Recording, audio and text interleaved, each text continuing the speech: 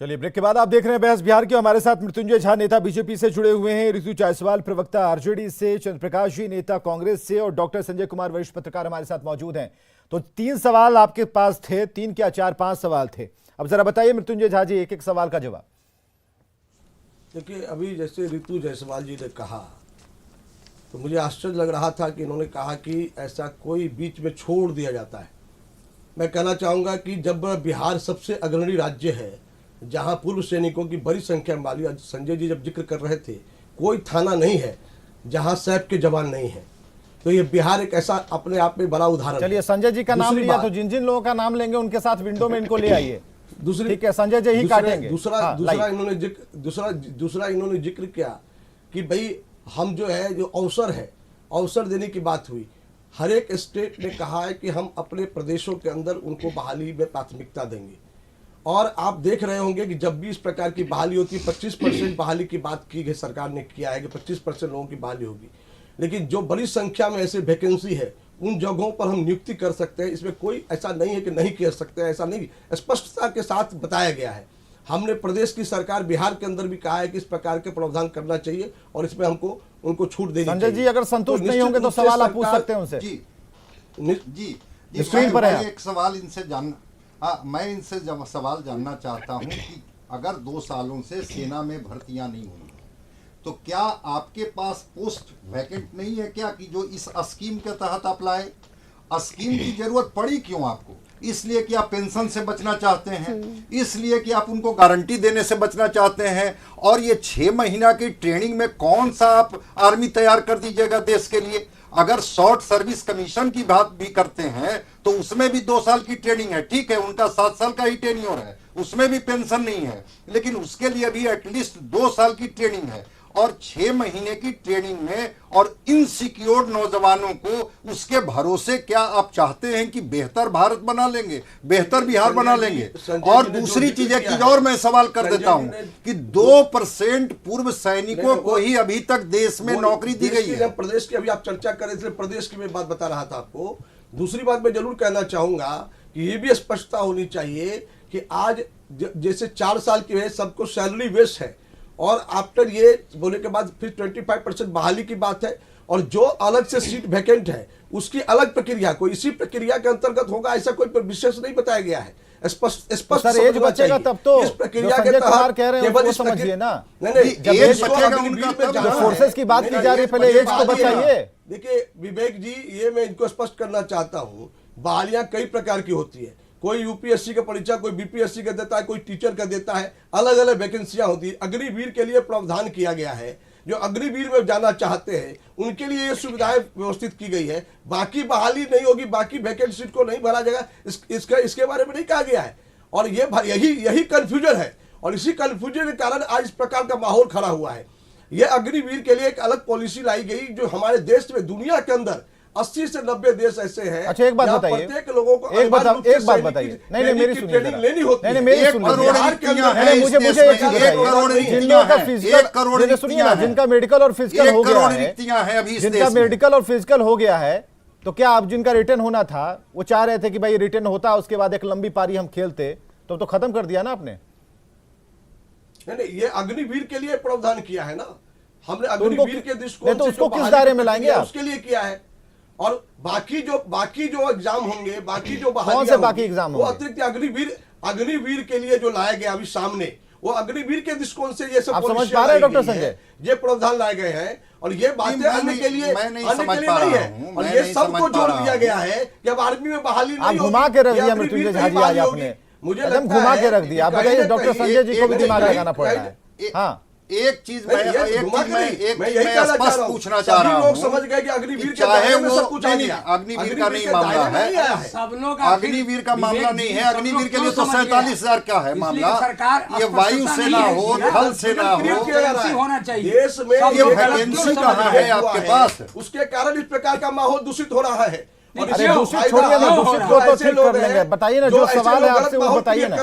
आप हमारे तीनों मेहमान आपसे सवाल आज पूछ रहे हैं। हमने तीनों मेंबर, इसलिए मैं स्पष्ट करना चाहता हूं, समझा तो पा नहीं रहे आप। जो चर्चा आप तो ललन बाबू को भी नहीं समझा पाए, तो ललन बाबू ने भी ट्वीट कर दिया शाम तक। नहीं, समझा पा रहे हैं। सवाल यह है, अग्निवीर यही समझाना देश के जाने के लोगों को पहले भी ही है। अग्निवीर यही हो रहे लोगों को हैं। इसलिए समझा रहे हैं कि ये परिस्थिति जो क्रिएट मृत्युंजय जी, आज सर में ना ठंडा तेल डाल कर सोना मैं पड़ेगा। एक सवाल मैं पूछना चाहता हूं। अग्निवीर एक सवाल मृत्युंजय जी, जरा 1 मिनट सुन लीजिए मेरी बात।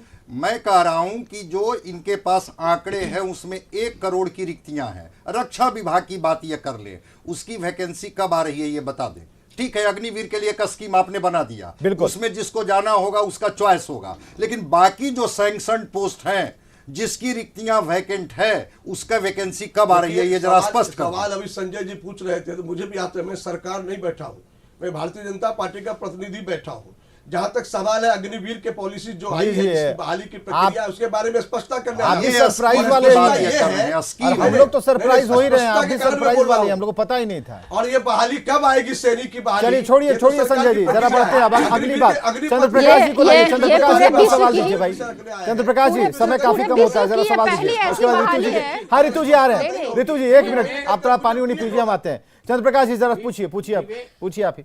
देखिए विवेक जी, मेरा सवाल स्पष्ट है कि आप बाद में, अब ये 6 महीना के बाद, 2 महीना के बाद लड़ाई जब हो जाएगी, बहुत सारे चीज नष्ट हो जाएंगे, जल जाएंगे, तब ये अपीयर होके कहेंगे कि छात्र और नौजवान समझ नहीं पाए, इसलिए हम इसको वापस लेते हैं। ये बताएं तो पहले कि लाने के पहले इन्होंने कहाँ विचार किया?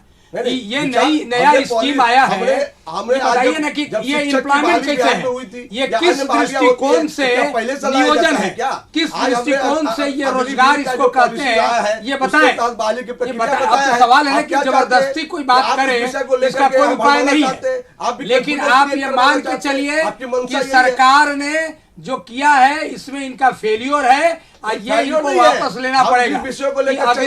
अग्निपथ कहाँ से आ रहा है भाई?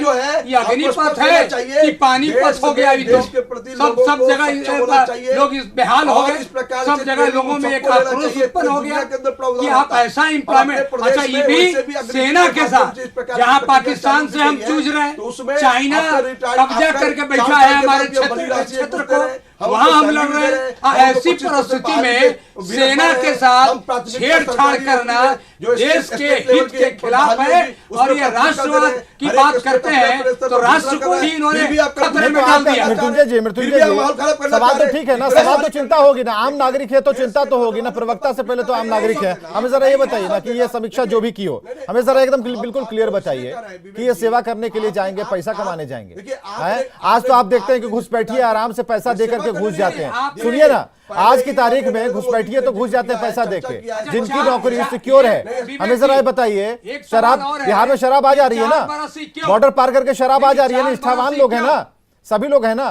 हमारा सवाल बस एक छोटा सा है, जो नौकरी समझ कर जाएगा, देशभक्ति समझ कर नहीं, वो तो पैसा कमाने में लग जाएगा हमारा, वो तो पैसा कमाने में लग जाएगा। फिर सुन लीजिए, हम कहा विवेक जी, 4 बरस क्यों?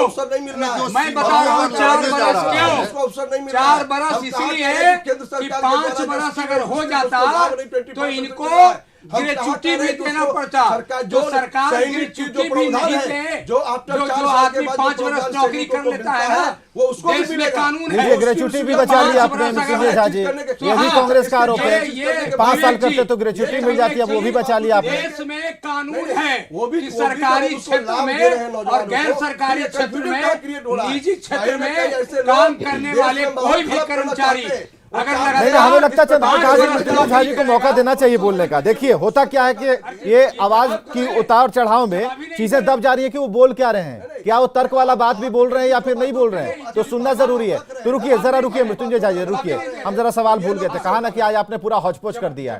ऋतु जायसवाल जी अपना सवाल बताइए, अपना सवाल पूछिए। बीजेपी और आप दोनों आमने सामने हम करवा रहे हैं, आप अपने सवाल पूछिए। और देखिए बीच में मत बोलिएगा, मृत्युंजय जी बीच में नहीं, मृत्युंजय जी बीच में नहीं, मृत्युंजय जी बीच में नहीं, सवाल सुनिए। विश्व की पहली ऐसी बहाली होगी, ये विश्व की पहली ऐसी बहाली होगी जिसमें 4 साल के बाद 75% बेरोजगार होने की संभावना होगी। 75% जो बहाल वो बेरोजगार हो जाएंगे। ये पहली ऐसी विश्व की बहाली है। आप एक बात बताइए, आपने किसी को ट्रेंड किया, आपने उसको ट्रेंड किया, आर्म्स की ट्रेनिंग दी, सब कुछ सिखाया, सब कुछ किया, सारे खर्चे किए। 4 साल के बाद जब वो बेरोजगार हो जाएगा फिर से, तो उस ट्रेनिंग को लेकर के वो कहां पे किस तरह की नौकरी वो प्राप्त करेगा? क्या वो सिर्फ गार्ड की ही नौकरी प्राप्त करेगा? पहली बात कि बहाली जब आप करेंगे तो आप किसी को भी उठा के तो बहाली नहीं दे देंगे। निश्चित तौर पे जो क्रीमी लेयर होंगे, जो क्रीमी लेयर नहीं सॉरी जो क्रीमी बच्चे होंगे जो उसको क्वालिफाई कर पाएंगे, कुछ तो क्राइटेरिया होगा क्वालिफाई करने का, तो वैसे बच्चों को आपने उठाया जो अच्छे बच्चे थे, मतलब अच्छे स्टडी में अच्छे थे, उनको आपने चुना और उनको आपने रखा और 4 साल के बाद उसी क्रीम को आपने क्रीम की तरह निकाल करके, यानी कि दूध में पड़े मलाई की तरह निकाल करके भी आपने फेंक दिया। उनका भविष्य क्या है? 1 मिनट, अच्छा सिर्फ आप मुझे 25% की बात मत करिए, सिर्फ 25%। पहले मैं अपनी बात ये करना चाह रही, पहले मैं अपनी बात पूरी कर लूं। फेंक दिया हमने। अच्छा ठीक है, मक्खी बड़ी खराब लग रही है बिहार के हर एक आपको, मक्खी बहुत खराब लग रही है। थानों में नहीं आपको मक्खी बहुत खराब लग रही है, बिहार के हर एक थाने, आपको आरजेडी का सवाल खराब लग रहा है, आपको कांग्रेस के सवाल खराब लग रहे हैं, आपको वरिष्ठ पत्रकार के सवाल खराब लग रहे हैं, आपको ललन बाबू का सवाल खराब लग रहा है। और अच्छा क्या लग रहा है भाई? बिहार में जो आग लगी है अच्छा लग रहा है क्या? बिहार में जो आग लगी है उस आग को लगाने का यही सब कंफ्यूजन है। आज एक बड़ी बहाली हो रही है, सरकार की आवश्यकता थी, अगली भी अगर बहाली हो रही है तो कोई शौक नहीं था बहाली करने का, इस प्रकार का शौक नहीं था। ये जो बहाली हो रही है तो अलग से बहाली हो रही है, ऐसे नौजवानों को अवसर दिया जा रहा है, अवसर देकर उनको सारी व्यवस्थाएं सुधारी दी जा रही है, उनको आने वाला समय का भविष्य भी दिया जा रहा है, उनको हर जगह जॉब ओरिएंटेड सिस्टम में उनको लगाया जा रहा है। फिर भी आप उसको नहीं बीजेपी एक्सप्लेन नहीं कर पाई, एक्सप्लेन कीजिए ना। ठीक है, कौन भड़का रहा है? हमने सवाल पूछा था ना, हमने सवाल पूछा आपसे कि अग्निपथ पर कौन भड़का रहा है आग, आपने कहा विपक्ष। चलिए ये आंसर बहुत अच्छा लगा, हमने पूछा यस नो में, आपने सवाल का जवाब दिया। हमें दूसरा सवाल का जवाब चाहिए जो हमारे तीनों लोग पूछ रहे हैं कि आगे क्या, आप क्लियर क्यों नहीं कर पा रहे हैं? फिर कहा कि ये जो अभी अग्निवीर वाला चला रहे हैं उसके अलावा जो भर्तियां होनी है सेना में उस पर बता दीजिए, टाइम टेबल कुछ बता दीजिए। तो आपने कहा कि हम तो प्रवक्ता हैं, हम तो प्रतिनिधि हैं, तो क्लियर तो कीजिए भाई। जो लड़के देख रहे हैं इस वक्त, 1000 लोग जो देख रहे हैं, सोशल साइट पर लाखों की संख्या देख रही है, उनका बताइए ना भाई, कुछ क्लियर चाहते हैं ना कि बीजेपी वाले प्रवक्ता बैठे हैं क्लियर नहीं कर पा रहे हैं। आपके चैनल के माध्यम से कहना चाहता हूँ, आपने माननीय नरेंद्र मोदी जी पर, अमित शाह जी पर भरोसा किया है, आपको भरोसा रखना चाहिए। हम सरकार, कभी भी सरकार देश के 65% नौजवानों के साथ गलत नहीं कर सकती है। और सरकार कंक्लूड करते हैं डॉक्टर संजय कुमार, डॉक्टर संजय कुमार से कंक्लूड करते हैं। डॉक्टर संजय कुमार, बातें जो हुई अपनी जगह पर है, सवाल इस बात को लेकर है कि यहाँ पर एक्सपीरियंस सही से नहीं किया गया। बात ये बीजेपी कह रही है कि हम समझाने की जो प्रक्रिया है उन्हें और समझना होगा। अपने दल को समझा नहीं पाया, दल वाले जो लोग हैं, साथी दल वाले, उन्होंने ट्वीट कर दिया कि भाई इस पर थोड़ा फिर से सोचिए। अब जरा आप बताइए क्या होना है? एक बेहतर भविष्य की संभावनाएं होगी। देखिए, मैं एक चीज बताता हूं, इस देश में एक प्रधानमंत्री हुए थे लाल बहादुर शास्त्री, उन्होंने जय जवान जय किसान का नारा दिया था। मैं तो कह रहा हूं कि वो किसान का बेटा जो लड़ने के लिए जा रहा है सीमाओं पर, जो सुरक्षा के लिए खड़ा होने के लिए तैयार है, जो आतंकवादियों की गोली खाने के लिए तैयार है, वो मांग क्या रहा है आपसे? वो तो सिक्योरिटी मांग रहा है ना, जॉब सिक्योरिटी। और जॉब सिक्योरिटी अगर सरकार देती है तो आप किसको दे रहे हैं? अपने ही देश के उन किसान के बच्चों को तो दे रहे हैं। लेकिन अगर वो 4 साल के बाद वो बच्चा अनिश्चितता की स्थिति में है, अब राज्य सरकारों के साथ एक कोऑर्डिनेशन बना दीजिए और कहिए कि ठीक है, 4 साल के बाद अगर योग्य होंगे ये 75% लोग, तो इनको राज्य सरकार अपनी सेवाएं में ले लेंगी या इनको प्राथमिकता पर रह देंगी। या जो एक टाइम फ्रेम कंक्लूड करेंगे डॉक्टर संजय कुमार, समय की कमी है। 4 साल के बाद अगर योग्यता का निर्धारण होगा तो किस लेवल का होगा भाई?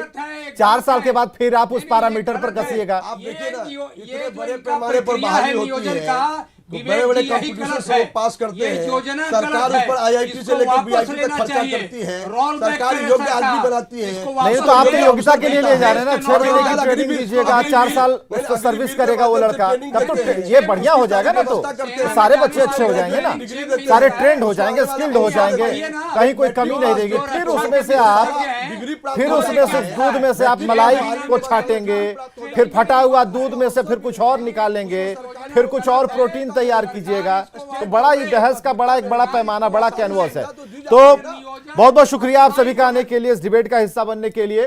कि अग्निपथ पर कौन भड़का रहा है आग, सीधे मत कहिए कि विपक्ष भड़का रहा है, आप लोगों से पूछिए, उन छात्रों से भी पूछिए। लेकिन हम बराबर कह रहे हैं कि जिन छात्रों ने आग लगाई है, जिन छात्रों ने तोड़फोड़ की है, वो आइंदा ऐसा मत करें, ये गलत है। और अपने देश की संपत्ति, आपकी अपनी संपत्ति थी, आपने आग लगा दी। कल उसी ट्रेन से आपको जाना होगा, भगवान न करे आपके परिवार में कोई बीमार पड़ जाए, डॉक्टर ने कह दिया कि दिल्ली जाना है और यही गाड़ी है, तब आप चिंता में रहिएगा कि हमने कल ही आग लगा दी उस गाड़ी में। तो संभल कर, दिमाग ठंडा रख के कोई काम किया कीजिए, ही नहीं कि बस कौवा कान ले उड़ा और चल पड़े कौवा के पीछे। कान देखिए पहले अपना। चलिए, खबरें लगातार जारी हैं, आप बने रहिए हमारे साथ।